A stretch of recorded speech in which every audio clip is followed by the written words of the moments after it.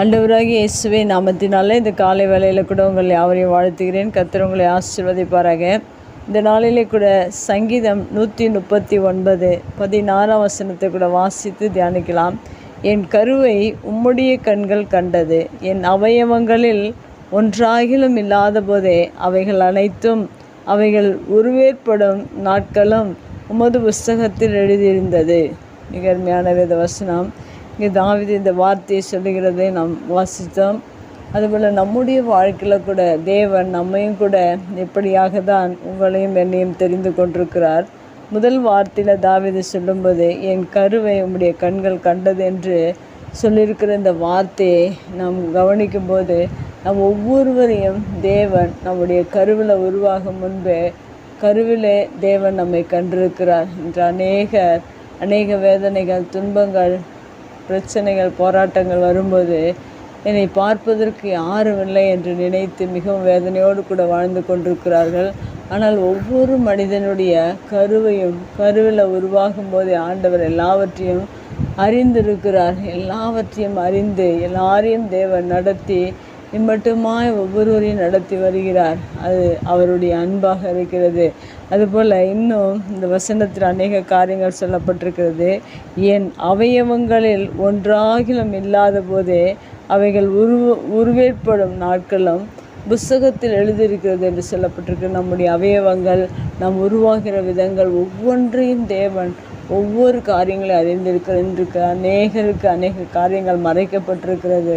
மனிதர்கள் அநேக காரியங்கள் மறைந்திருக்கின்றன. ஆனால் நம்முடைய கருவிலிருந்து நாம் உருவாகும் போது ஒவ்வொரு நாளிலும் நம்முடைய வளர்ச்சிகள், நம்முடைய பேச்சுகள், எல்லா காரியங்களையும் ஒன்றையும் தேவனிடத்தில் மறைக்க முடியாது. எல்லாவற்றையும் தேவன் அறிந்திருக்கிறார்.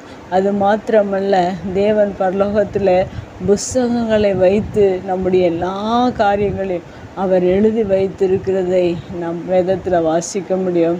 இன்று நிறைய மனிதர்கள் அநேக காரியங்கள் யாருக்கும் தெரியாது என்று நினைத்து கொண்டிருக்கிறார்கள். நம்மை உருவாக்கின தேவன், நம்மை கருவில் கண்ட தேவன் எல்லாவற்றையும் அறிந்திருக்கிறார். அதனால் ஒருபோதும் என்னை கவனிப்பார் ஒருவரும் இல்லை, என்னை பார்ப்பதற்கு யாரும் இல்லை என்று அநேக வேதனையோடு கூட வாழ்ந்திருக்கிறார்கள். எல்லாவற்றையும் அறிந்த தேவன் உங்களை கவனித்து கொண்டிருக்கிறார்.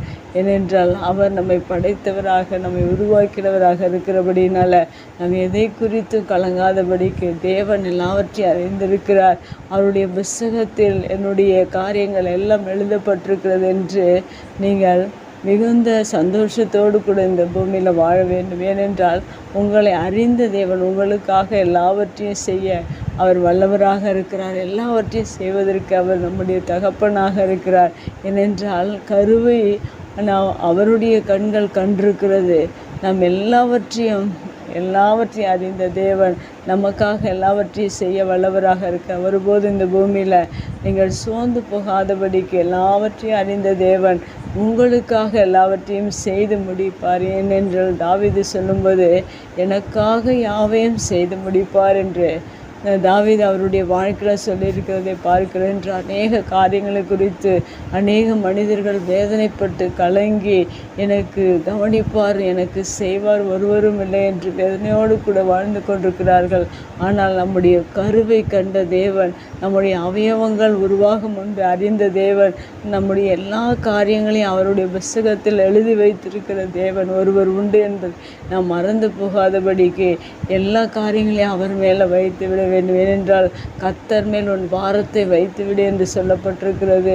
எல்லா காரியங்களையும் அவரிடத்தில் நீங்கள் ஒப்பு கொடுத்து ஒவ்வொரு நாளும் செபிக்கும்போது உங்களுடைய எல்லா காரியங்களையும் அவர் பொறுப்பெடுத்து அவர் நடத்தும். அவர் நம்முடைய தகப்பனாக இருக்கிறார். உங்களுக்காக இரத்தத்தை சிந்தி ஒரு தகப்பனை போல, தாயை போல எல்லா காரியங்களையும் அவர் பொறுப்பாக செய்ய அவர் நம்முடைய கர்த்தர் இருக்கிறார் என்பதை ஒரு நாளும் மறந்து போகாதீர்கள். கர்த்தர் உங்களுக்காக யாவையும் செய்வார். ஏனென்றால் உங்களுடைய கருவை கண்ட தேவன் இந்த நாள் வரைக்கும் ஒவ்வொரு நாளிலும் உங்களை நடத்த வல்லவர், உங்களை போஷிக்க வல்லவர், உங்களை காக்க வல்லவர். நாம் சோர்ந்து போகாதபடி அவரோடு கூட இணைந்து வாழ்வோம், அவரை போல மாறுவோம். கர்த்தர் நம்மை ஆசீர்வதிப்பார். கண்களை முடிச்சு பிக்கலாம். எங்கள் அன்பு தகப்பனே, இந்த அருமையான வார்த்தைக்காய் நன்றி செலுத்துகிறோம்.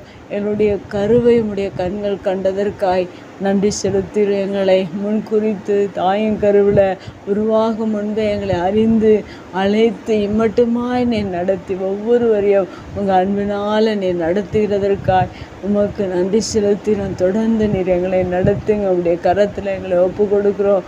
உடைய வார்த்தை கேட்கிற ஒவ்வொரு பிள்ளைகளும் வாழ்க்கையில் அநேக சோர்வுகள், பலவீனங்கள், போராட்டங்கள் இருந்தாலும் எல்லாவற்றையும் நீர் அறிந்திருக்கிறீர் என்பதை நாங்கள் அறிந்து கொண்டு இன்னும் தொடர்ந்து உடைய பாதையில் ஓட எங்களுக்கு உதவி செய்வீராக. இயேசுவின் நாமத்தில் ஜெபங்கள் நல்ல பிதாவே, ஆமேன்.